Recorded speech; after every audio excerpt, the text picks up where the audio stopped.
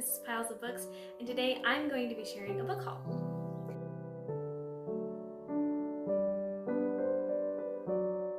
In my last video, I was filming in a different spot than I normally do, and today is another different spot.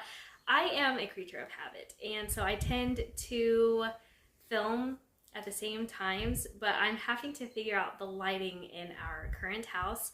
Our old house, where we lived for almost 10 years, had beautiful lighting pretty much all day, every day, and this house is not that way. So anyway, where I normally film is kind of dark. There's not a light in that room, so I do rely completely on window, like natural light from the window, and it just isn't there today.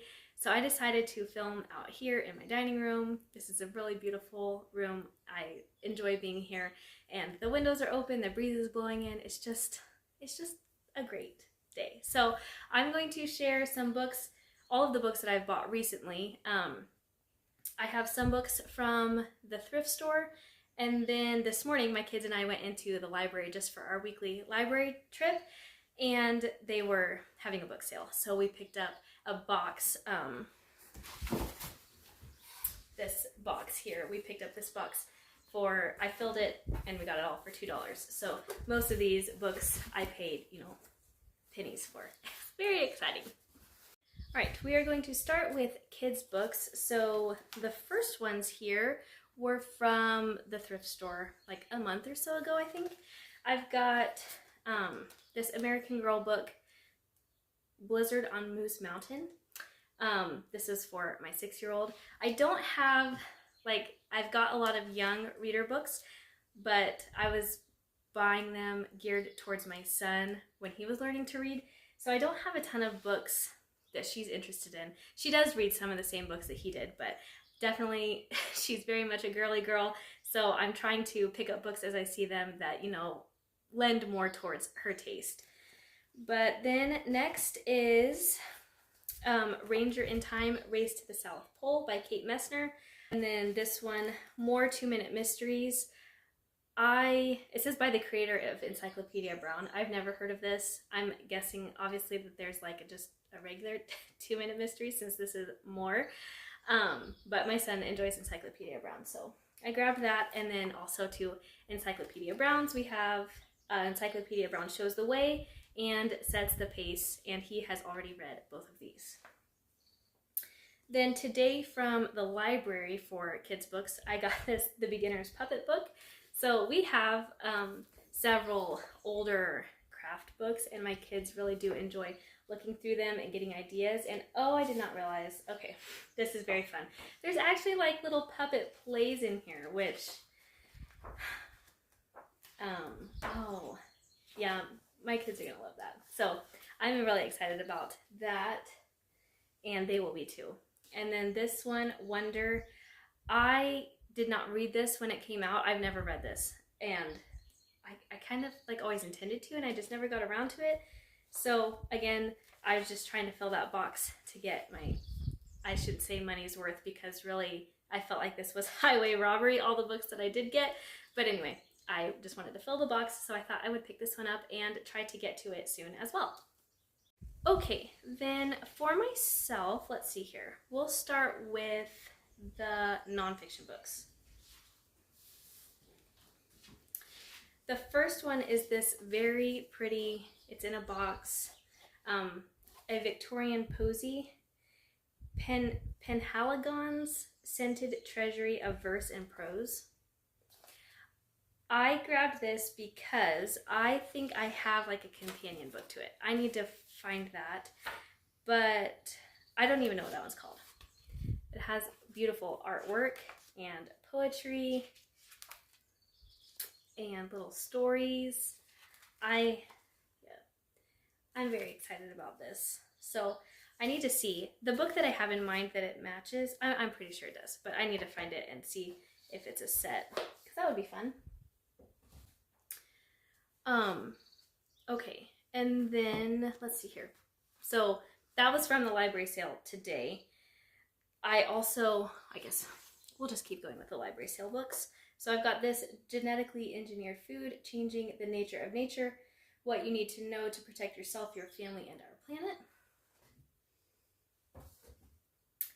Aristotle for Everybody by Mortimer J. Adler. I have not read anything by Mortimer J. Adler. His one book, what's it called? I think it's just called How to Read a Book. It's quite popular amongst like the circles that I run in, and I've never read that either. I've wanted to, but I was excited to see this one. I read some Aristotle that was already like a year and a half ago. I read Aristotle's Poetics with the Literary Life, and it was good, but definitely went over my head. So I was looking forward to reading this one. Then I got Archery for Beginners. I got this actually for my 8-year-old son. He really enjoys shooting his bow and arrows, and so I figured that he would really like this. And look at this cover. I mean, this is just great. Plaid pants and a belt buckle. Whoa. I feel like that's something my dad would have worn. Okay, then from Thrift Books, a while back, I grabbed 2 books, and I've already talked about these. One I've already read, but I did want to include it in this book haul, and that is C.S. Lewis's A Grief Observed. So I just talked about this in my last video about my May reads. That was very good. And then this one I am planning to read this month in June, Christ Plays in 10,000 Places by Eugene H. Peterson. And the last nonfiction I have to share today, I think, is I bought some books from just a lady on Facebook, and she had like a, there was a book that she had that I wanted, but she had a minimum order, so I needed to grab a couple more books to meet that, and so I decided to grab this one, and that is The Confessions of St. Augustine. After I already paid for these books, I realized I'm pretty sure this is in my Harvard Classics, so I didn't need to buy another one. However, I need to compare, because some of the books in the Harvard Classic books, like Dante's Divine Comedy that I read earlier this year, like that's just one translation of it, and this is one translation, and I don't know if it's the same translation as in the Harvard Classics. So one thing that I have run into just in my research is that sometimes the translations of different books in the Harvard Classics, like there's more easily accessible translations now. So that could be something, I'm not sure. Like I said, I need to compare, but either way, I am very excited to have this one. Sally Clarkson mentions this, or she was mentioning it quite a bit there for a while in her podcast, it seemed like. So I've been interested in reading it for a while, and I'm excited to have a copy now. So I'm probably going to set this on my TBR shelf and kind of get to it soon. I'm thinking maybe it's a little bit like Thomas à Kempis's of the Imitation of Christ, and it's meant to be read, like in smaller chunks. Like the little sections are pretty small. Like, so this is like chapter 2 is just right here, and then chapter 3. So I'm guessing that it's meant to be read, more as a daily devotional. So I'm going to do a little bit of research into that, and then hopefully get this one started. Okay, and next are some fiction books that I got. So there's just like a bunch of different stuff here. The first one is A Long Fatal Love Chase by Louisa May Alcott. I have not heard of this at all. I have only read a few, like Little Women, Little Men, obviously. What else have I read? I read The Inheritance back in April with the ladies who put on Alcott April, and I loved that. I have never heard of this. So it says, this passionate cry from a beautiful, here's the passionate cry. I often feel as if I'd gladly sell my soul to Satan for a year of freedom. This passionate cry from a beautiful, impetuous young woman marks the opening of an extraordinary novel of obsessional love. Reaching out over more than 100 years, A Long Fatal Love Chase tells a story that will touch a whole generation of readers. A story so sensational it could not be published during Louisa May Alcott's lifetime. Rosamond Vivian has been brought up as a recluse by her heartlessly indifferent grandfather, on a remote island off the English coast. Her only knowledge of the outside world is derived from the books she devours so voraciously. When Philip Tempest, charming, devastatingly handsome, and almost twice Rosamond's age, mysteriously appears one stormy night, he finds a peach ripe for the plucking. "I am willing to pay for my pleasure if necessary," Rosamond asserts boldly, but nothing can prepare for the life that Philip Tempest will lure her into sharing with him. Okay, that does not sound like Louisa May Alcott at all. So if you've read this book, please let me know, because I'm really curious. It's not very long, but it doesn't sound quite like the, endearing Certis story that she typically writes. So now I'm curious. The next one that I have, I guess, should have gone with the children's books, but Our Only May Amelia by Jennifer L. Holm, I think. It's written in cursive writing.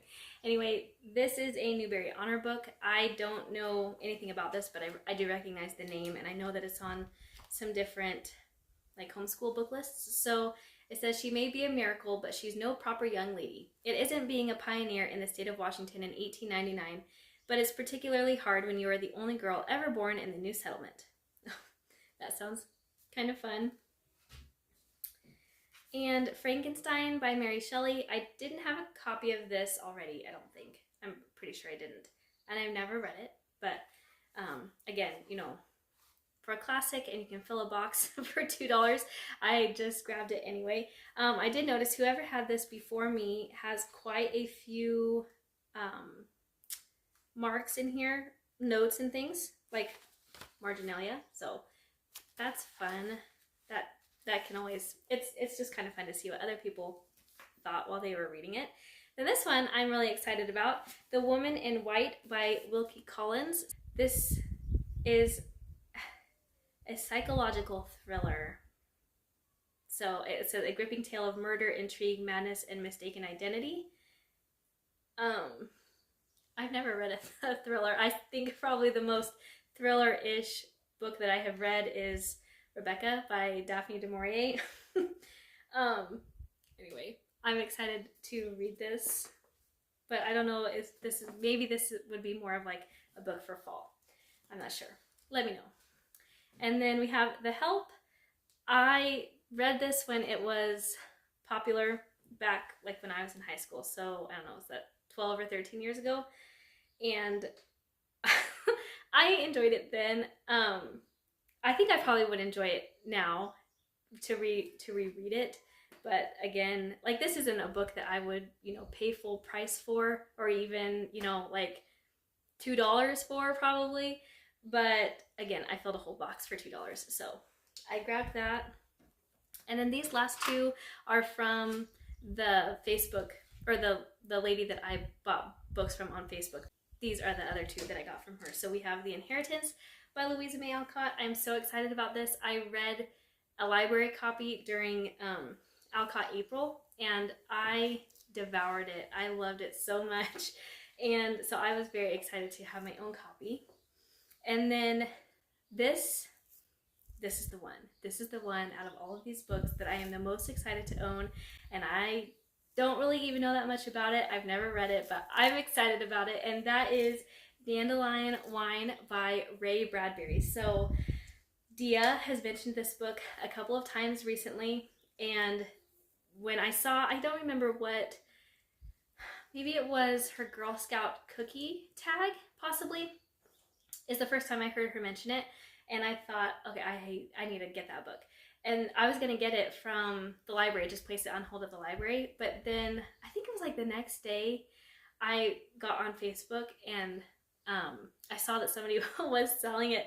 So I was so excited to find this. And then of course I got a couple of other books to meet the shipping requirement, or the order minimum.